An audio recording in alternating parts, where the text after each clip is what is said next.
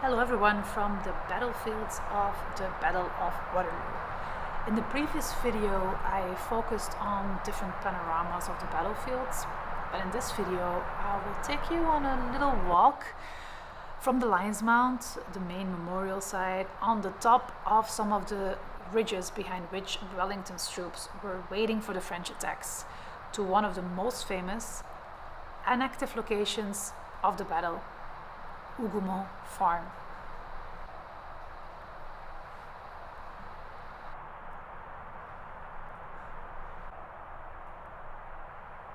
But about 20 minutes walk, that's probably 15 if you walk quick.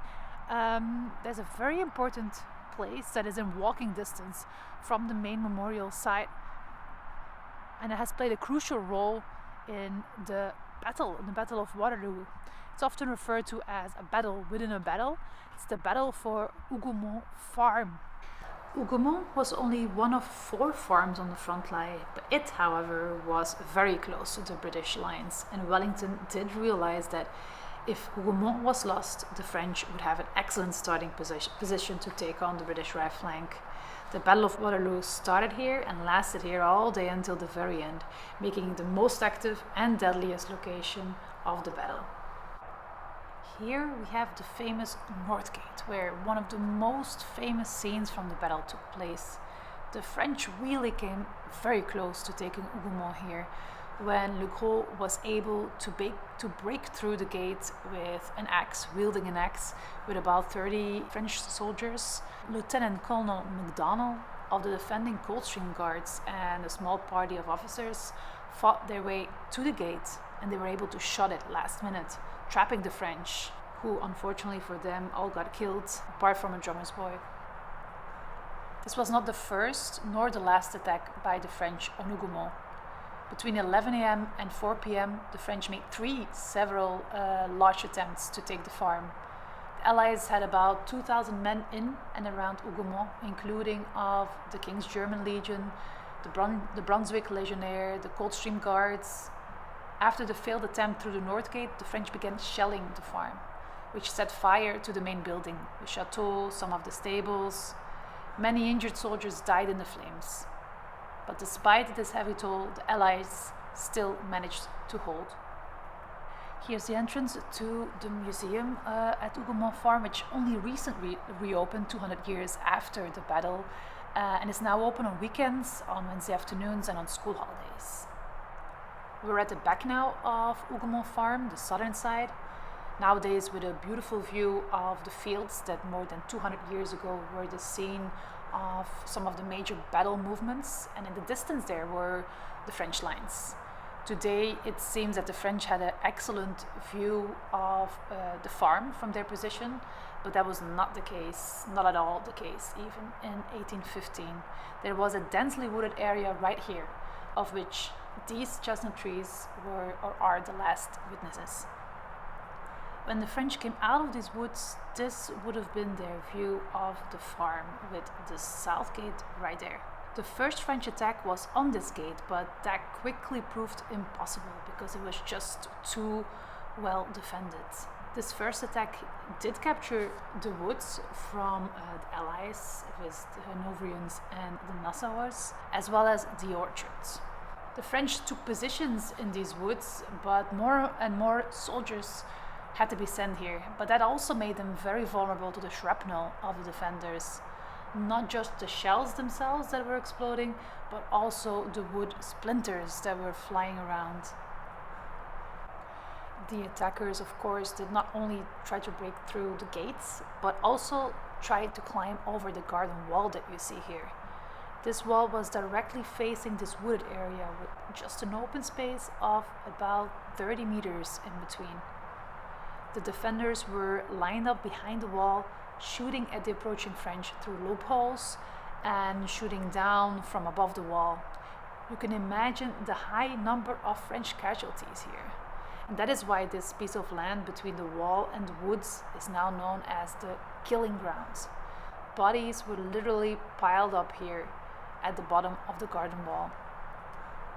We've now almost walked the full 200 meters of the garden wall and, of course, the so-called killing grounds. From here you can see really well the loopholes in the garden wall. I do have to mention these are not the originals anymore, they've been recreated afterwards. The farm itself, of course, is not anymore in its original state either. Of course, I mentioned there was a lot of bombing, and especially in the afternoon, and a large part of the fortified farm buildings were burnt down. But I will talk a little bit more about that later. Beautiful view of the battlefields, the valley where a lot of the battle movements, the troop movements took place.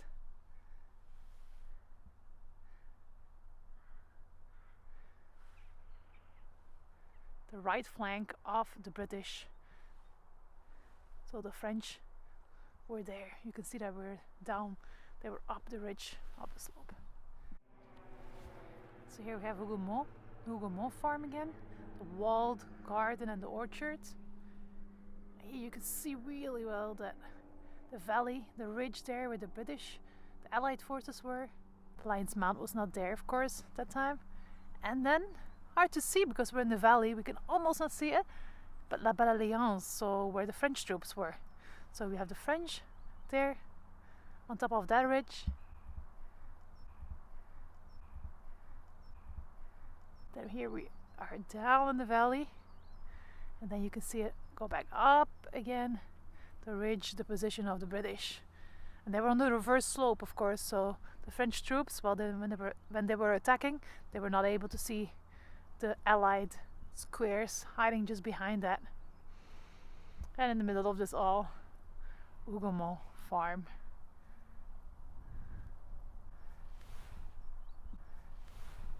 We're walking along the walls of Hougoumont. We're almost at the bottom of the valley. You can barely see La Belle Alliance on the ridge or on the reverse slope of the ridge. And especially you can imagine that the French troops, the cavalry, came this way. And this is where the British troops would have been, on the reverse slope. And from here you can already see where did the parking lot go. Can't see it from here, and not even down in the valley. So basically the French cavalry couldn't see anything heading up the slopes here. That's where the Allies were waiting for them. Here we can see Hougoumont from the inside. It would have been bigger, of course, because don't forget the castle, the main part, the residence disappeared. It's only some of the what used to be the barns, the gardener's house, and the only part of the main house is a little chapel there in the middle in white. So we call it the farm, but it's more like a fortress, fortified farm. So, and here where we are would have been the walled garden, the orchard. And this is what remains of Hougoumont Farm today from the inside. The gardener's house with the southern gates, then the small chapel, which is the only part of the main residential castle building that survived the bombardments by the French, and a barn and carriage house. These are now a small museum with a movie/live spectacle that can be visited when Hougoumont Farm is open to the public.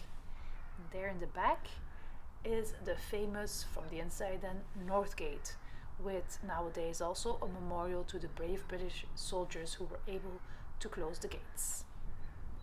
And that concludes my walk around the Hougoumont Farm.